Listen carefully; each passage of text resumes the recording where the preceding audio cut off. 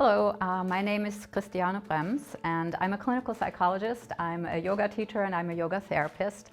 I'm also a breast cancer survivor of, almost 40 years now. And I'm absolutely delighted to serve on the board of directors of the Santa Barbara Breast Cancer Center, Resource Center. I work as the director of Yoga X at Stanford Medicine in the Department of Psychiatry and Behavioral Sciences. And the bulk of my work is really about bringing integrated and holistic services to individuals who have either physical or mental health challenges. I have dedicated my life to bringing integrated therapies into healthcare and into underserved communities, communities that are vulnerable and that often don't have access to the types of services that may really serve them when they encounter chronic illness, severe illness, life-threatening illness, or other forms of trauma. And so I'm very delighted to be here today to talk about the nervous system and the responses of the nervous system to challenging situations and how knowing about those responses helps breast cancer survivors, their caretakers, their family, and their friends cope and become more resilient as they journey through this difficult diagnosis and the treatment process. All of us are familiar with the reality that we have a nervous system, and some of you may have more familiarity, some of you may be a little bit fuzzy on what all the bits and pieces of the nervous system are. So I'll give a little bit of overview. So to begin with, there is the central nervous system, which consists of your brain and your spinal cord. And they are sort of the central processing unit of your body. They collect information, receive information, and then turn that information into action, into outward behavior. The central nervous system is supported by the peripheral nervous system, which has sensory pathways and motor pathways, and I'll talk about that a little bit more in a moment. And a key aspect of the peripheral nervous system is the autonomic nervous system, which is the portion of the nervous system that we will really focus on today. From here, we will take a look at sort of the structure of the nervous system, and then we'll hone in on the important aspects of that as related to, say, a breast cancer journey or other traumatic experiences in life. So here you might see an outline of your nervous system, with the central nervous system sort of being the central controlling unit at the top. And since it is the brain and the spinal cord, it quite literally is at the top of your body as well. And then supported by the peripheral nervous system, which consists of all of the nerve pathways throughout the entire body, from the top of your head to the toes of your feet to the fingertips, to the tip of your nose. So these nerves that are a part of the peripheral nervous system are called cranial nerves and spinal nerves. They're called that because the cranial nerves exit through openings in the vertebral column at the level of the neck. They come directly from the brainstem. So they're very high in your body, and they tend to control everything that's happening in your face and your neck. They receive information and they provide information. There is also the spinal nerves, on the other hand, exit through the lower vertebral column, so the spine from the neck on down. And those spinal nerves go into the far reaches of your body, so those are the nerves that might go to your fingertips and to your toes, all the way through your body. It's kind of helpful to differentiate the cranial nerves from the spinal nerves because they're just in different parts of the body, and because the cranial nerves, because of their proximity to one another, being sort of located in this portion of your body, really have a lot of influence on one another. And that'll become important when we start talking about one of the really important cranial nerves, which is the vagus nerve. The vagus nerve is a key nerve in terms of understanding the autonomic nervous system. So the autonomic nervous system is entirely outside of our consciousness. It constantly monitors what happens in the body, and it constantly monitors what happens around the body. It is in direct communication with the brainstem all the time. And I won't go into some of the really nitty-gritties here, but the autonomic nervous system is the part of us that is constantly in touch with what's happening in our belly, what's happening in our heart, what's happening in our lungs, what's happening throughout our organism, and how does it make us feel. And this how does it make us feel has to do with, do we feel safe? Do we feel endangered? Or do we feel threatened? Because the autonomic nervous system is autonomic or automatic outside of our conscious awareness, because it is entirely dedicated to assuring our survival. Most basically, our physical survival, but it can get reactive even if our emotional survival is threatened or our relationships are threatened. So it's kind of our threat or danger detection system.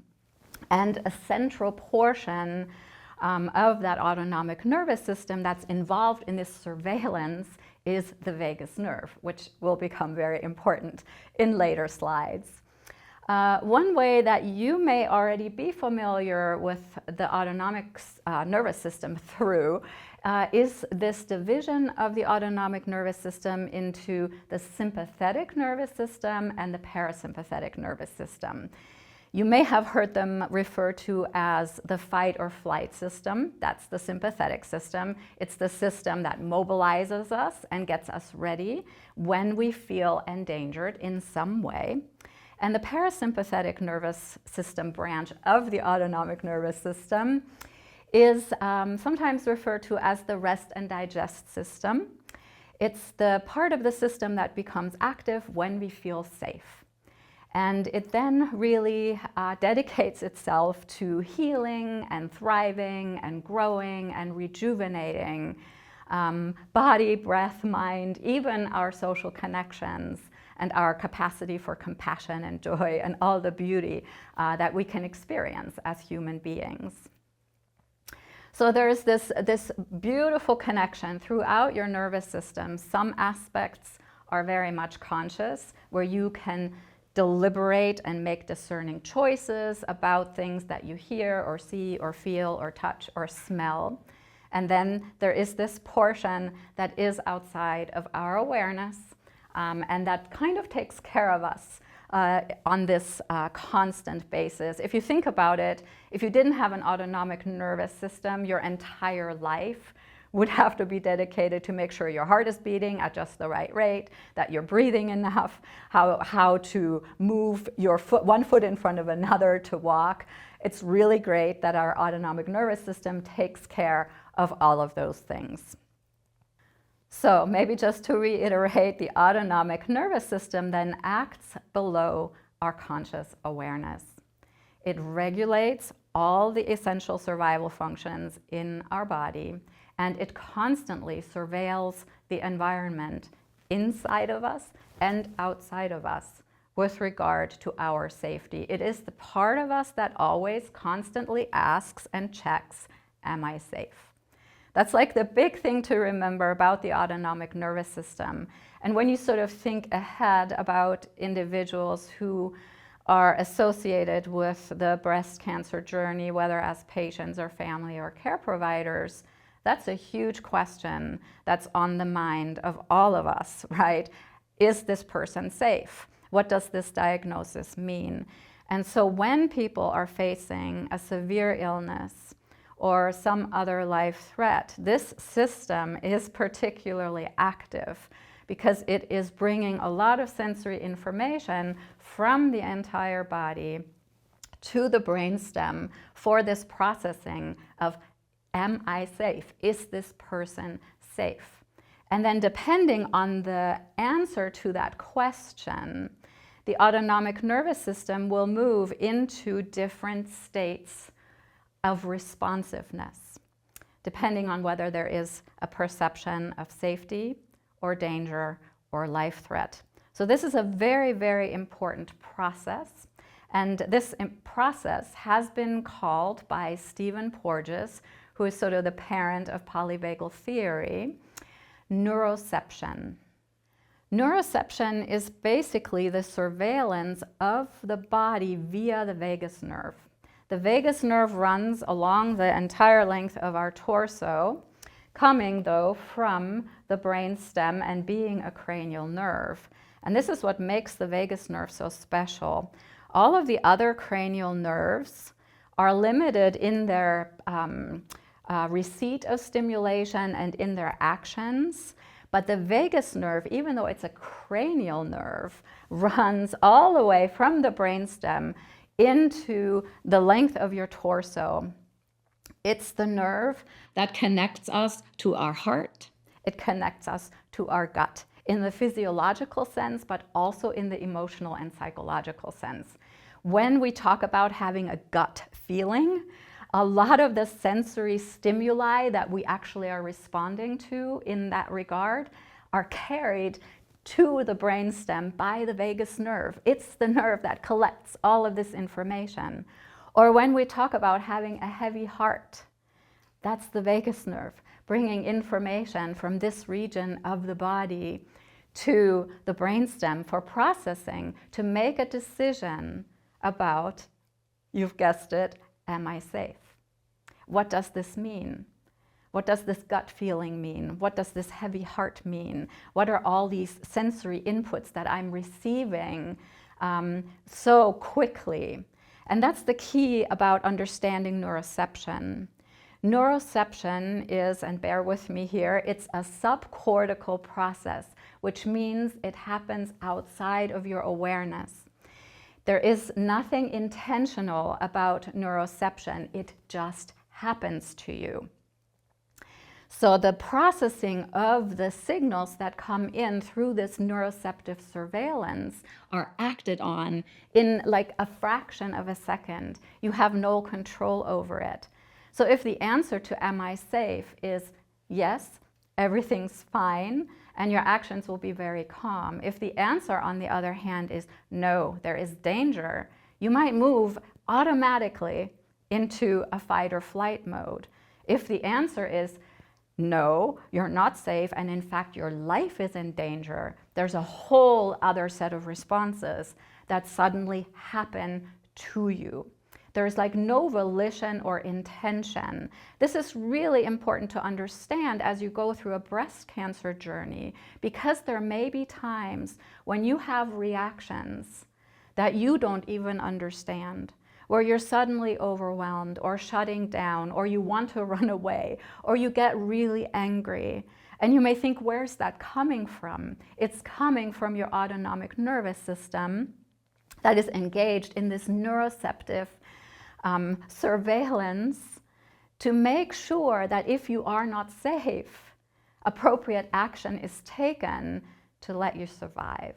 So it's a survival instinct, pure and simple. It's really important to understand this as you go through the breast cancer journey. So we'll spend just a little bit more time on understanding those different types of responses. And then ultimately, where we're headed is, how can you learn what your typical responses are, and then how can you bring some conscious processing into your reactivity to actually support more health and well-being and the capacity to become calm and compassionate and joyful in the midst of challenge. So neuroception then, just to reiterate, happens via the surveillance of the vagus nerve at an autonomic, unconscious, instinctual level. And if safety is what is present, what the body decides, yep, that's what's there, then the autonomic nervous system will put the vagal brake on the sympathetic nervous system branch. That fight or flight branch gets kind of throttled by the vagus nerve when our decision, this unconscious decision, is that, yeah, we're safe. Our sympathetic nervous system state is our default state. because we're always at the ready to protect ourselves from danger. And so when there is safety, the vagus nerve puts the brake on that sort of preparedness and says, hey, it's all cool. We can rest in safety, and I'll cover in a moment what that means. If, on the other hand, this neuroceptive surveillance results in sort of an appraisal at this brainstem level that no, there is danger here, the vagal tone is such that it actually takes the brake off the sympathetic nervous system. So it's basically saying, go ahead, get ready, be ready to fight or flee, because something's definitely happening here. If the appraisal, in response to all this information that's being collected by the vagus nerve, is that not only is it dangerous right now, but something is life-threatening, and think about receiving a diagnosis of breast cancer. That can feel very life-threatening, but there is nothing you can do about it. That's part of the appraisal. So now it becomes a life threat without you being sort of prepared to fight or flee because you don't know what to do. Then the vagus nerve shuts your system down. You may withdraw. You may faint. You may dissociate emotionally. What some animals do is they play dead. So that's the third way that we can respond to these inputs through our autonomic nervous system. So let's go through each one of those one by one to really understand where they're coming from, how they manifest, and then ultimately how you can work with them. So if the answer to am I safe is yes, we learned a moment ago that the vagus nerve now says, all systems go, you can relax, and it will put the brake on the sympathetic nervous system. What this means is that we now move into a parasympathetic nervous system state of engagement and connection. Rest and digest is what I called it earlier, and that's a big piece of it, but that's not all of it. It's what we used to think of almost exclusively when we thought about the parasympathetic nervous system response, but we know more now. So if rest and digest is what you always associated with the parasympathetic nervous system, it's still true. But the am I safe, yes pathway takes us into what we call a ventral vagal space. Sounds really complicated, but it's really very simple. The vagus nerve has two horns. One is on the ventral side, the forward side of our body, and one is on the dorsal side, the back side. When the answer to am I safe is yes, the ventral vagal side of the vagus nerve takes over. And it says, things are good, we are safe. And so it brings us into a place of what we call social engagement and social connection. The vagus nerve gives us signals that allow us to feel calm, to feel emotionally regulated, to be present in relationships, to heal, to restore energy, to just really be chill and enjoy the company of other people. It's truly fascinating because the vagus nerve is so related to the other cranial nerves. You knew I would come back to this, right? That there are literally changes in our facial expressions. Our face starts to look friendlier. We look happier. We're more likely to draw a smile from other people because we're smiling. We draw social connection from other people. Our voice changes. It becomes more resonant. It becomes calmer. It becomes more sort of reinforcing or pleasant to the ears of other people. They begin to listen to us. Our ears change. When we're in a ventral vagal state, when we're in this relaxed state, what we really can hear most acutely are the voices of other people. There's small muscles in the ears that literally change what we can auditorily perceive. So we now pick up on human voices much more so than, say, background or fans or this or that. So it's this amazing complex of responses that happen autonomically out of your awareness that basically put you in connection with other people. And through your sense of safety and then all of the things that change within you that other people automatically read through their vagus nerve, you help co-regulate them. So co-regulation, this capacity to spread your own mood and your own sense of safety to other people, has of course huge implications for when we deal with people who are going through challenge. If you're a care provider who is dealing with a breast cancer survivor or somebody who was just diagnosed, it becomes hugely important for you to be in this regulated parasympathetic state, to be kind and compassionate, to have a resonant voice, to smile genuinely, not a fake smile that just happens in your mouth, but that smile that covers your whole face, so that you can help this person who is in a state of potentially not answering yes to am I safe, co-regulate with you to absorb your sense of safety, your sense of emotional regulation, so that they too can move into a parasympathetic state and that you can help them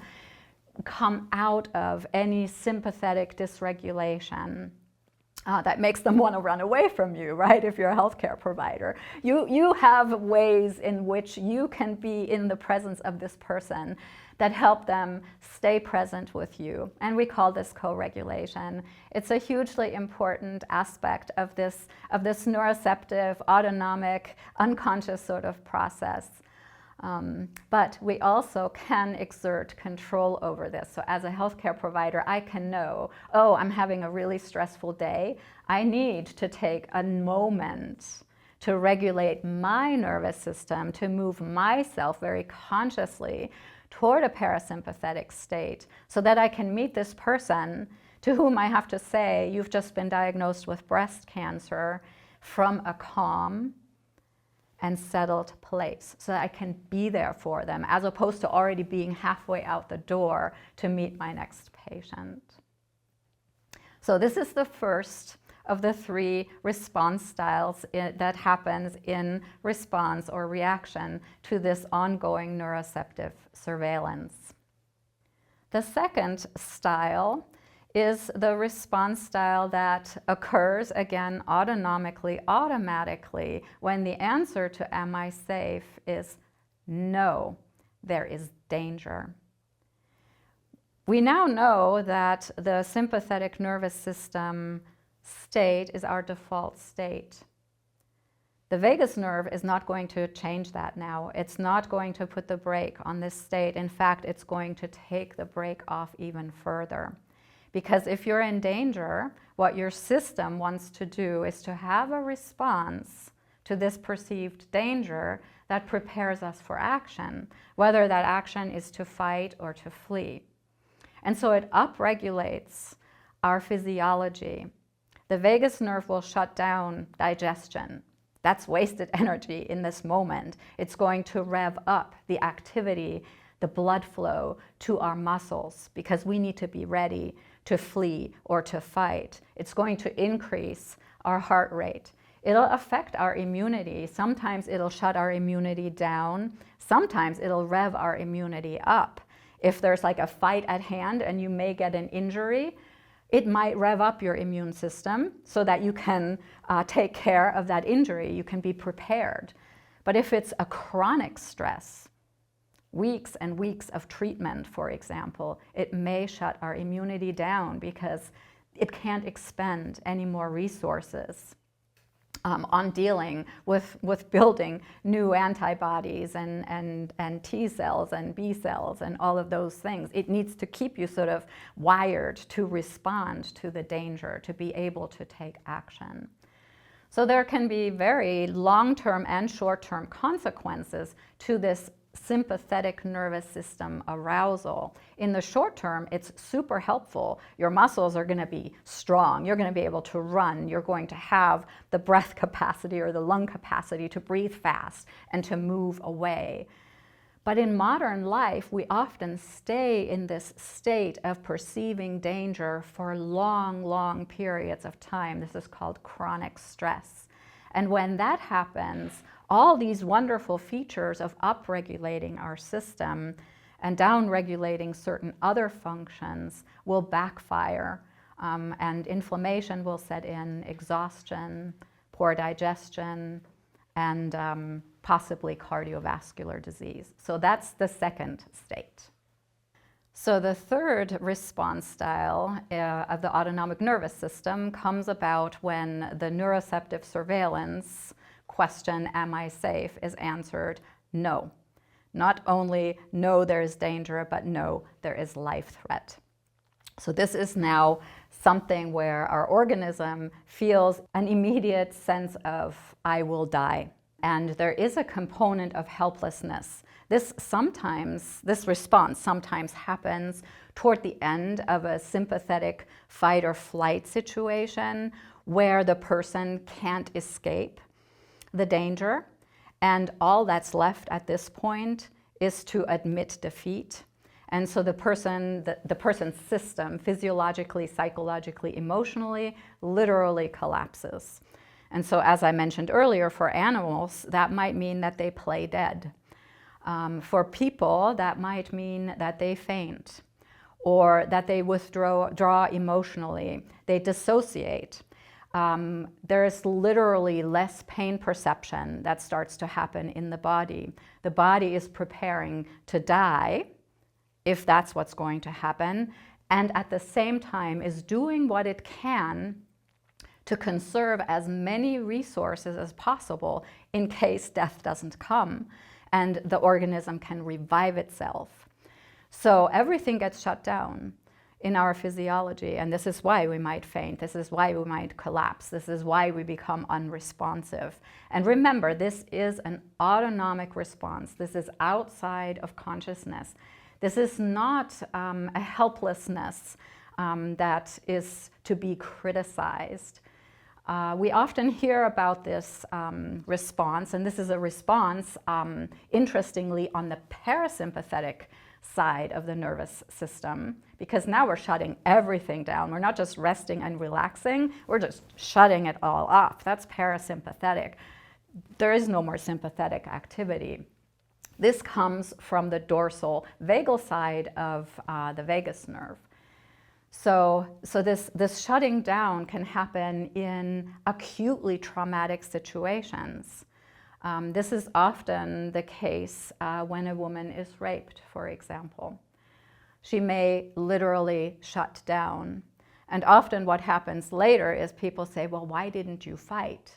She couldn't. This was an autonomic nervous system response. Her system neuroceptively surveilled her experience and said, this is a threat to life. The best action right now is to pretend to be dead.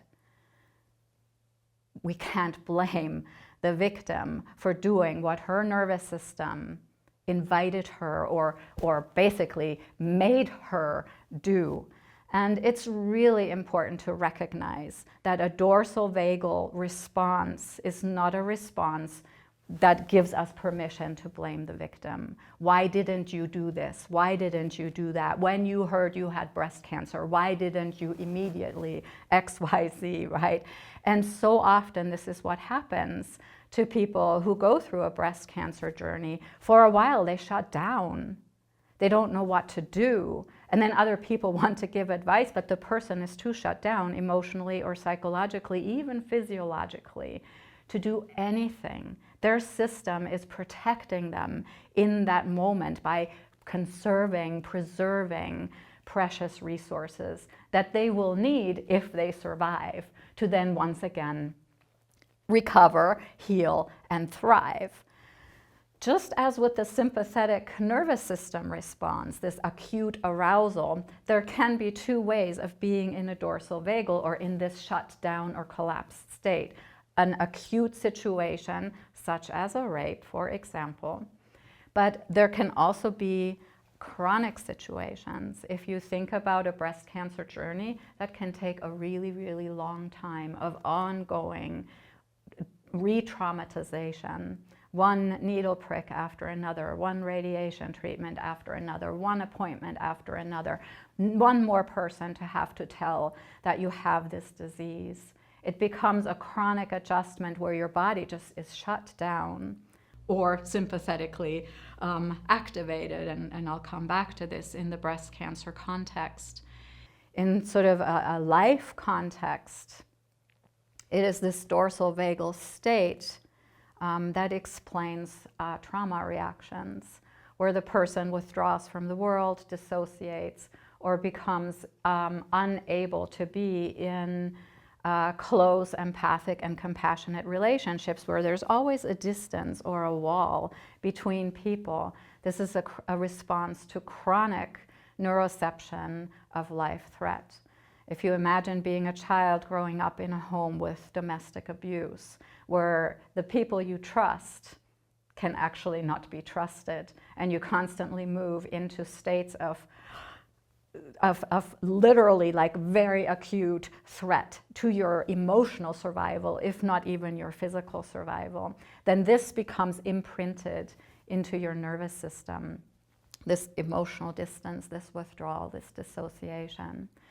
So just for all of us, these responses live in our nervous system all the time, all three of them. The ventrovagal response of social connection, the sympathetic response of fight or flight, and this dorsal vagal response of shutting down, collapsing, dissociating. And because of our life experiences, often we develop what we call a default state, the state that we tend to go to most regularly because our nervous system kind of goes into a groove or a pattern. And this is where things can get really interesting in terms of starting to approach healing and change and using co-regulation with others to move again into thriving.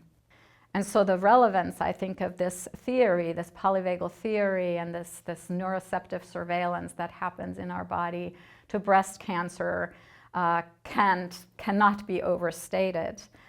When we go through a breast cancer journey as a patient, a family member, or a healthcare provider, there is a constant state of disruption of our sense of safety, sometimes because of danger.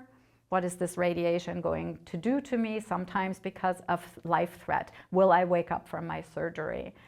And so there is a heightened awareness and sensitivity also then to danger signals in the environment. So this surveillance kind of can make us a bit hypervigilant if we're in a constant state of, oh, I really need to fight for my life now. I need to go to this appointment or that appointment. How we perceive the world or how we neuroceive the world, this subcortical sort of response becomes imprinted. And we suddenly begin to respond to things as if they were dangerous or threatening in the moment, even though right now they aren't. But our nervous system has gotten used to being so chronically either under stress or under threat that it just starts to react from that platform, as we call it. And so if we begin to understand what happens during the breast cancer journey from a polyvagal lens, we can see that the very process that we put patients through and their families is highly either arousing or disconnecting. If you're coming to it from a platform of sympathetic nervous system arousal, then there's this constant anxiety, maybe anger, this fighting with healthcare providers, getting short with other people, being irritable, being hypervigilant. Or if you're coming from a dorsal vagal sort of space, there's hopelessness and disconnection and a profound sense of exhaustion and fatigue. There may be moments when you completely dissociate, and we hear this from women who meet with healthcare providers and they walk out and they say, I can't remember a word this person said. That's not because they were inattentive. It's because their nervous system is only cueing in on where's the threatening signal and is basically not allowing the organism to process the information that is coming into the awareness with the same sort of cognitive presence that would otherwise be there. And so for many breast cancer survivors, their families, even their healthcare providers, there's sort of a pendulum swing between this sympathetic arousal and this dorsal vagal state. For some, maybe they get stuck on one side or the other, but for most, they move between panic and anger and frustration, between hopelessness and giving up and shutting down, between I'm going to fight for my life to I'm too tired to try anymore. And so those are patterns we may see, again, not just in the patient, but also in the family and in the healthcare provider. And it's sometimes hard to cultivate the same compassion for family members and healthcare providers as we might be able to muster for the patient. But if you think about the journey for the family members, it can be very dangerous and very threatening to them as well. It can be a threat not so much to their physical survival, but it might be a threat to the survival of the relationship with this person. And so we may have this experience of friends suddenly disappearing from our radar because they have to protect their own nervous system by withdrawing from us. Or family members becoming irritated and angry at all of the different burdens they now have to bear. So everybody on this cancer journey is affected and can begin to understand their reaction or reactivity during this journey from this polyvagal lens. The beauty of that is that this lens then also gives us a pathway into change and healing. And the first step in the pathway toward healing is to begin to recognize where our reactivity tends to go most commonly and to become mindful. Meditation practices, mindfulness practices, introspection practices, yoga practices that allow us to tune into what is happening here. Oh yeah, okay, I'm shutting down. I'm noticing I'm shutting down. I'm withdrawing. That's the first step, is noticing, okay, so I'm headed to the dorsal vagal side. I'm headed to the shutdown side. Or noticing, I am so angry today. I just don't want to go to this appointment. I just want to do something completely different. I'm moving into the sympathetic side. Or I'm feeling vulnerable. I'm going to call a friend and I'm going to have a heart-to-heart. I'm going to connect with them, let them take care of me. I'm going to let my neighbor bring me that lasagna they've been offering. You've moved into a ventral vagal space. You're actually moving into connection, into social engagement. And we can more and more, as we begin to mindfully notice our responses, begin to shift our reactions. And in my world, we call this moving from reactivity into responsiveness. We don't have to be on this hair trigger anymore.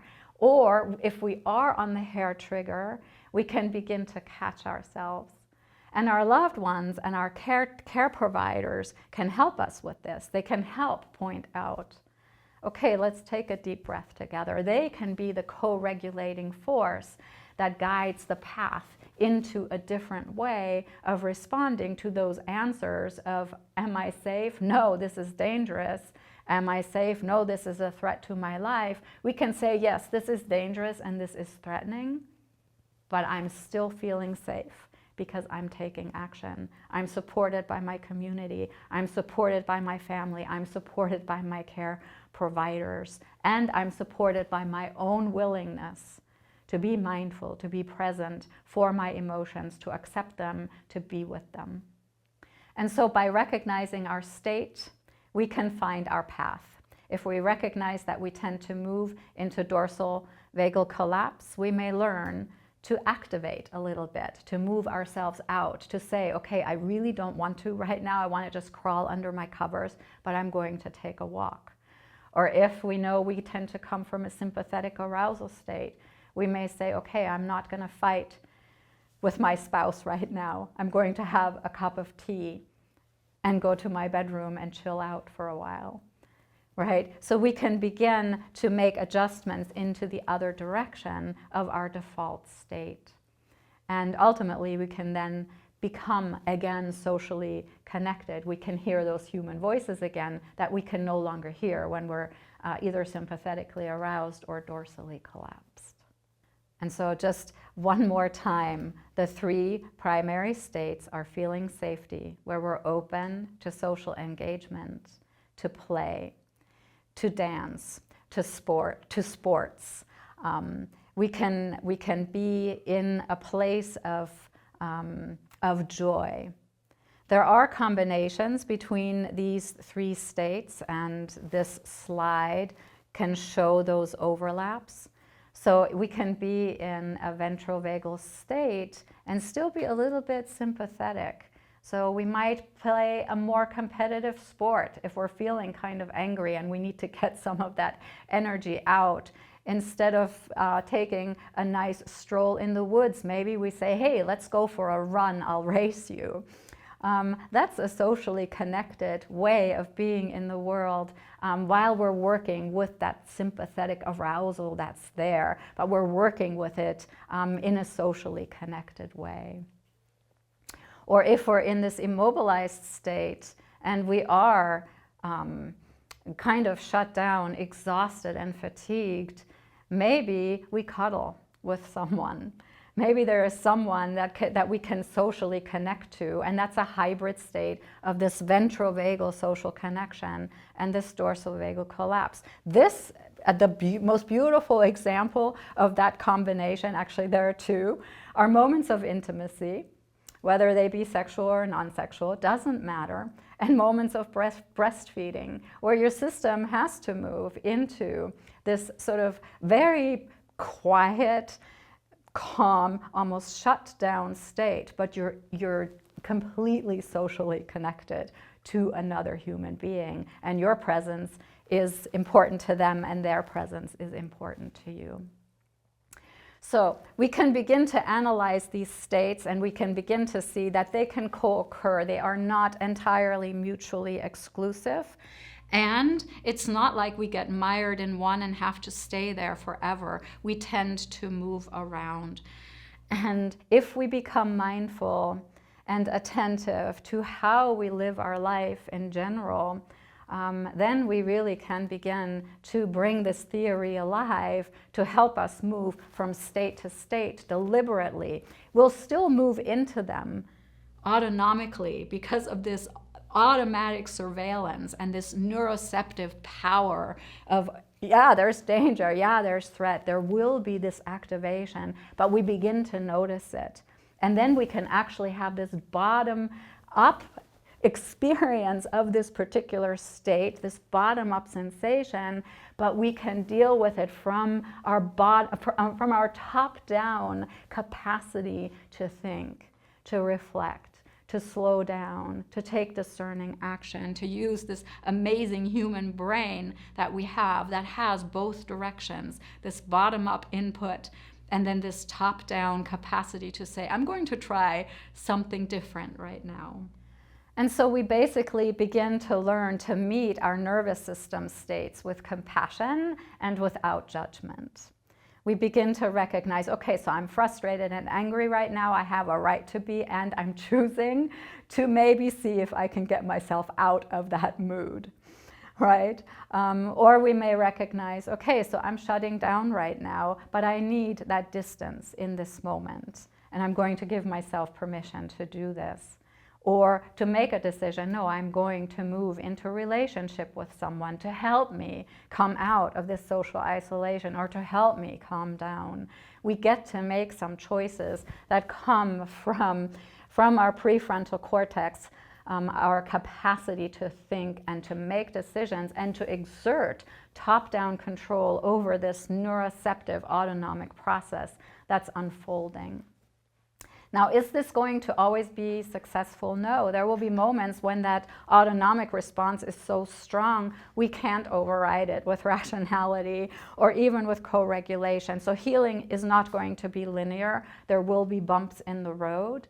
But each moment that we can create of safety or co-regulation or connection strengthens ultimately that capacity to override, or to not so much even override, but to meet, greet, and overcome those nervous system states. And in yoga, we call this our innate wisdom. It's a wisdom that we carry with us. It's one of our layers of experience. It's our deeper intelligence that we can draw on and that we have to cultivate very deliberately through a variety of practices so that we can either stay socially connected, co-regulated, or seek out social connection and co-regulation when we realize that we have lost that in the moment. And so there are 5 ways in which we can begin to exert this top-down control to work with these nervous system states. We have our body. There are somatic strategies we can bring to bear to bring ourselves out of dysregulation into connection and engagement. We have our energy. Most concretely, we can work with our breath. We can work with our vitality. We have a mind that can think, that can discern, that can feel, that can analyze emotions. We can draw on those resources. And we have our communities. We have people around us so that we can't do it alone. We can ask for help. And we have this innate wisdom. We have this capacity to want to live a life of purpose and meaning, so that even if we're in a situation where we're dealing with a chronic disease or a life-threatening disease, we can still engage in actions that bring meaning. And let me tell you that I see this every month when I go to the breast cancer support group, where there are women who are coming to this group because they want to give to other people. They want to find meaning in their own journey by giving back to other people. It's meaning for them, it's purpose for them, it's community for everybody else who is there, and of course also for them.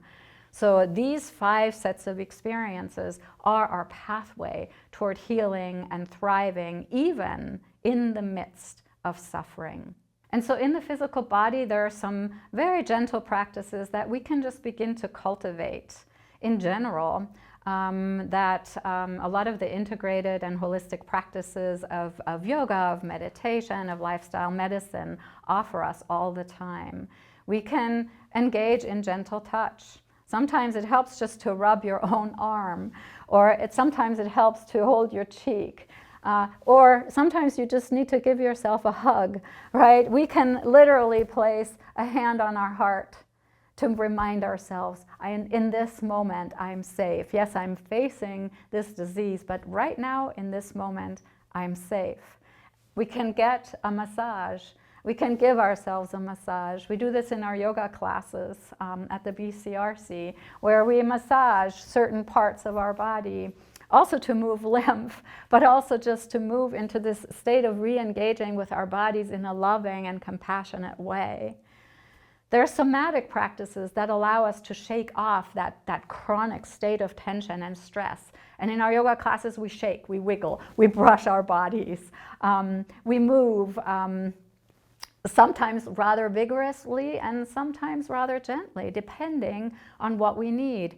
In our yoga classes, the students know that they can regulate whether they move fast or slow, whether they calm down or activate, because they've learned to use their body to address whatever nervous system state is present for them in a given moment.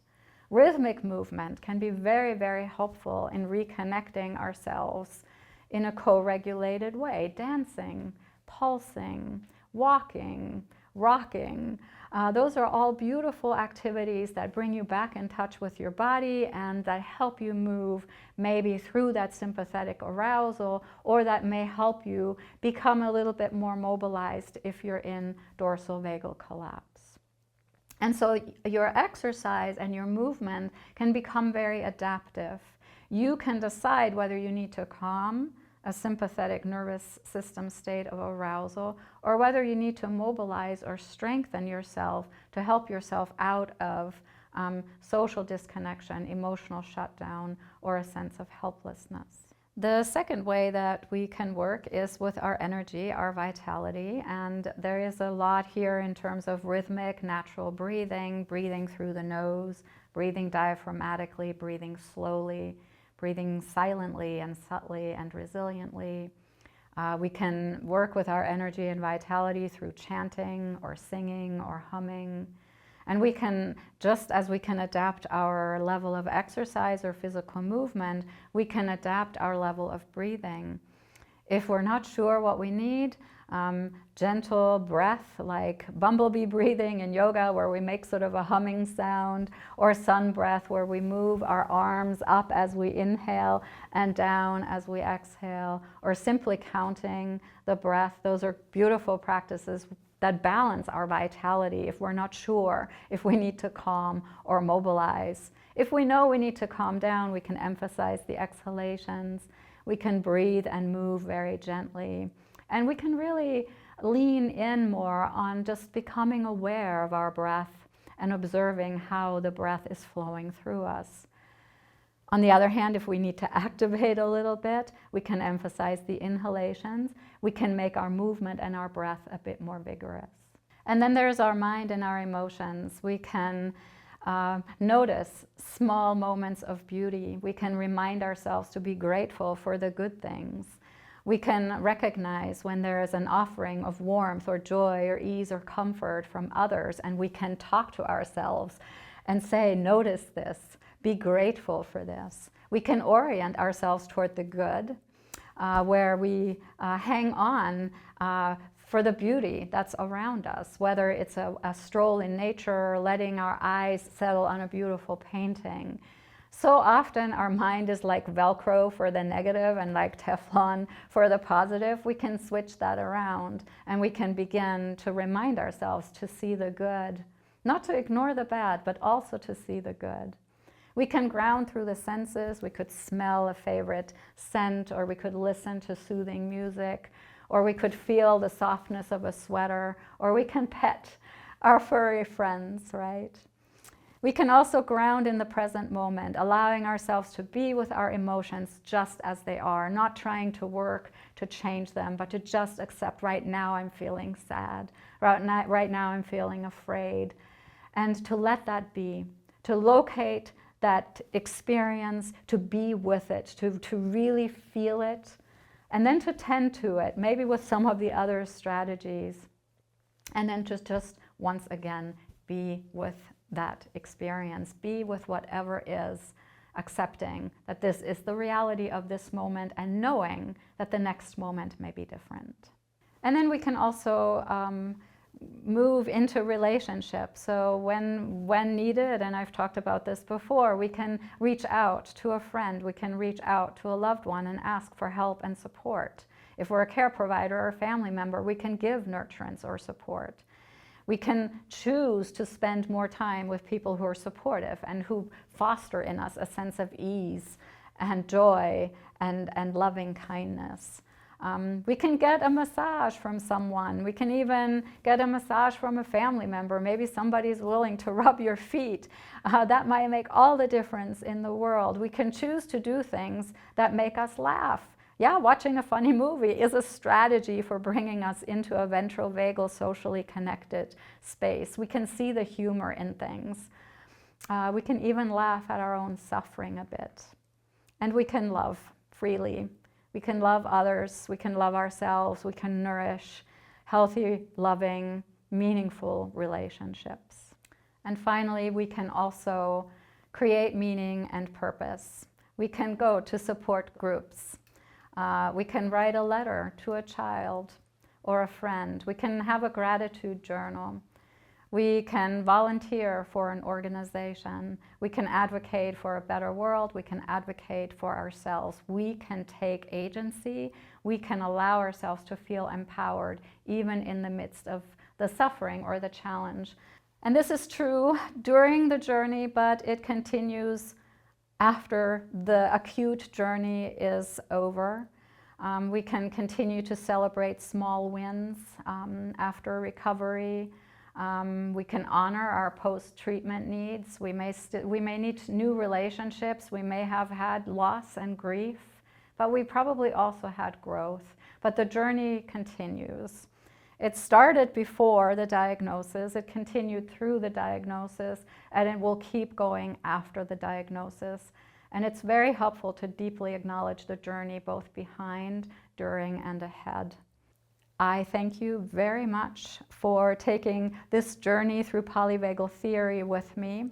It is a joy to talk about these very important experiences and to maybe give you some ideas about how this path can be just a bit less painful.